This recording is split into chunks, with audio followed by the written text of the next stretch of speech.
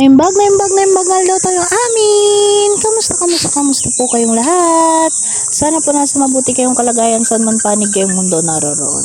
Yun o, for today's video po ay hayaan nyo po munang batiin ko kayo ng maligayang araw po sa inyong lahat, at sa mga may karawan po ngayon ay maligayang araw po, at sana po mag-enjoy po kayo sa lahat ng may karawan for today's video.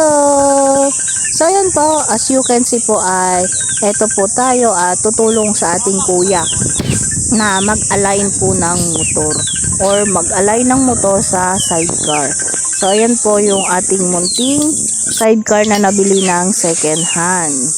So ayan po, na taon po na walang pasok ang aking kapatid na panganay ay siya na po ang mag-align ng sidecar dito sa aming nakuhang hulugang motor. So as you can see po ay tayo po ay tagahawak kasi yun lamang po yung ating maitutulong sa ngayon, kasi wala pong kaalam-alam ang inyong lingkod dito.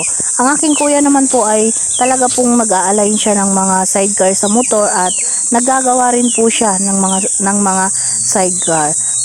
At sa mga gamit ka po ng mga kapatid ko na sidecar ay gawa lang po yun ng panganay naming kapatid. So yun, sa mga nagbabalak pong bumili or magpagawa ng sidecar ay baka gusto nyo pong magpagawa sa aking kapatid na si Kuya Randy. Yung aking tito din po ay naggagawa rin po siya ng sidecar kasama po ni katulad po ni kuya ko. So yun, mabalik po tayo sa ating video. So ayan, inaano na po ni kuya yung mga kailangang tanggalin at kailangang ilagay sa ating magiging sidecar. So yun po, at sa mga magtatanong po kung bakit marunong naman po palang gumawa yung aking kapatid ay bakit bumili pa ako ng second hand. Kasi ganito po kasi yon, nakakita po kasi kami ng mas murang sidecar na pwede pa naman pong gamitin sa pagtitinda. Kaya yun na lang po muna ang aming binili, kasi pag magpapagawa po ako ng panibago or bago ay mas mahal po ang magagamit, or mas nakatipid po kasi ako ng kaunti dito sa lumang sidecar, kasi alam nyo naman po ang budget natin ngayon ay syempre binabudget pa po natin. Pero kung magiging okay po yung ating pagtitinda at makakaipon po tayo sa mga susunod na panahon ay syempre magpapagawa po tayo ng bago at mas maayos po na sidecar. Sa ngayon po ay kung saan po tayo makakatipid at makakamura ay doon po muna tayo, basta maayos na magagamit pa at mapapakinabangan. So balik po tayo sa ating ginagawa. Yan, ina-align ay tinatanggal po muna ni kuya po yung mga dating align niya, kasi papalitan na lamang po, kasi hindi naman akma yung motor na pinaggamitan nung una at yung motor po ngayon, hindi po magkaparehas, kaya tatanggalin po muna at papalitan na lang po ng panibago. Ang inyong lingkod naman po ay tamang hawak-hawak at tamang pagmamasid lang sa aking kapatid, kasi tulad nga po ng sinabi ko kanina, wala po tayong alam dito, kaya mahirap naman pong magmagaling sa ganitong mga bagay at ganitong sitwasyon. Bebe wag.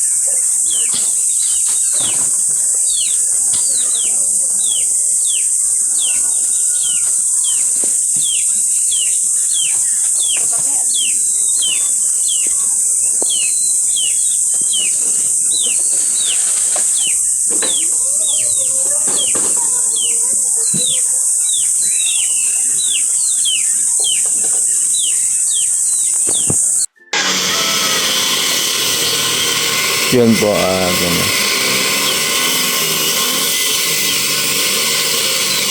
Din si kuya.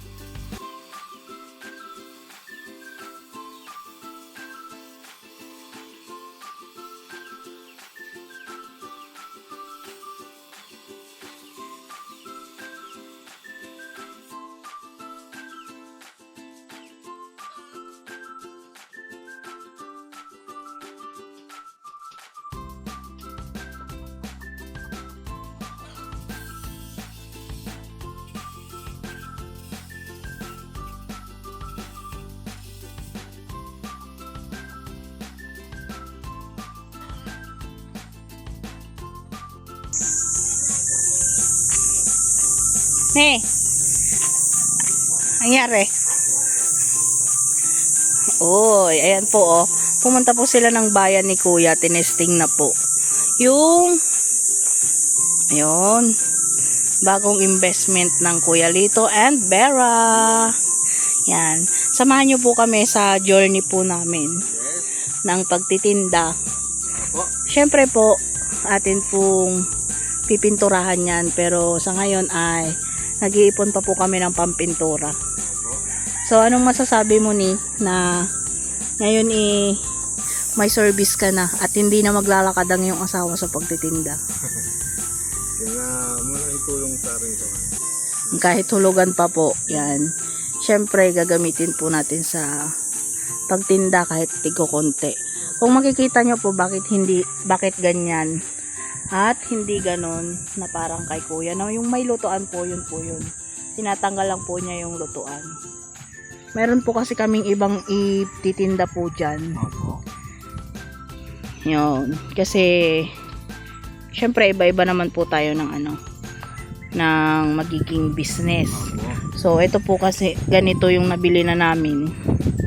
Yan. Second hand na lang po kasi yung sidecar. Kaya, kung makikita nyo po ay yung pintura ay ganyan na. Pero, syempre, unti-untiin po nating aayusin. Dahil po ang paninda natin, magiging paninda po natin ay pagkain. So, nakita ko po kasi si Kuya Lito. Yun po palang diba, kami po yung una ni Kuya. Kuya ko ang nag-prepare nito at nag-aasikaso bago ikabit yung sidecar. Pero ang nagtuloy po na maikabit po yan kasi nasira po yung welding ng kuya ko ay yung tiyuhin ko na isa, kapatid po ni tatay. Yan. So ayan, tinesting po nila ni kuya ko.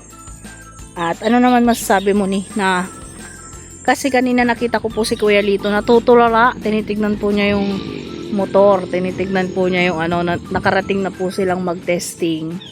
Tinitignan po niya at natutulala siya dito sa bagong service po natin. So anong masasabi mo ni? Ano lang tayo. Salamat lang din. Saka siyempre, yung mga pinagdaanan natin. Although hindi pa totally atin, syempre masaya po, di ba? Oo. Saka yung mga pinagdaanan natin talagang mapapaisip ka talaga. Saka siyempre, malaking pasasalamat din kasi kahit pa paano nakakapundar-pundar na tayo. Hindi katulad dati kahit anong pagsisikap parang uuwi sa wala. Opo.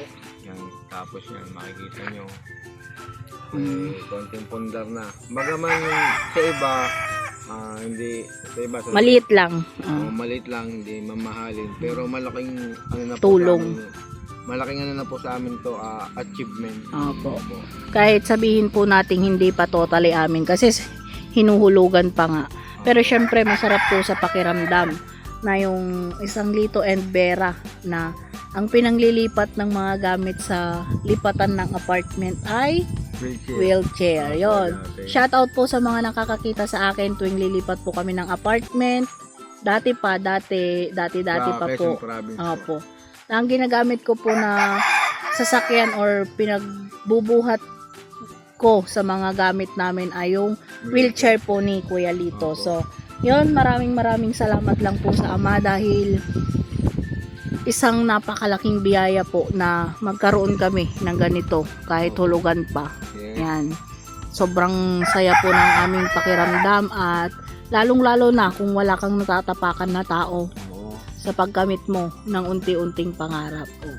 So yun, natuwa lang po ako kasi si Kuya Lito po ay natutulala. Tinitignan po niya yung kanina at hindi po siya bumaba agad kaya sabi ko, i-video ko nga siya. Kasi alam ko pong kahit hindi po nagsasalita ang inyong Kuya Lito ay alam ko po ramdam na napakasaya po niya. Kasi syempre, sino ba naman po kami para magkaroon ng kahit papano ay pang service sa pagtitinda ng katulad nito.